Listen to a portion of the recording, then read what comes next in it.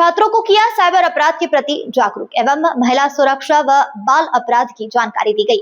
स्थानीय विद्यालय महात्मा गांधी राजकीय विद्यालय बरावंडा खुर्द में तालुका विधिक सेवा समिति खंडार के निर्देशन में जिला स्थायी लोक अदालत सदस्य एडवोकेट हरिलाल बैरवा द्वारा विद्यार्थियों को साइबर अपराध से बचाव एवं सुरक्षा की जानकारी प्रदान की गई है। साथ ही महिला सुरक्षा, बाल अपराध आदि के विषय में विस्तार से चर्चा करते हुए जानकारी ली गई है। बता दें आपको, प्रमुख वक्ता हरिलाल एडवोकेट द्वारा बच्चों के द्वारा कानून की पालना और अपराध से बचाव के बारे में पूछे गए सवालों का जवाब देकर उनकी जिज्ञासा का समाधान किया गया।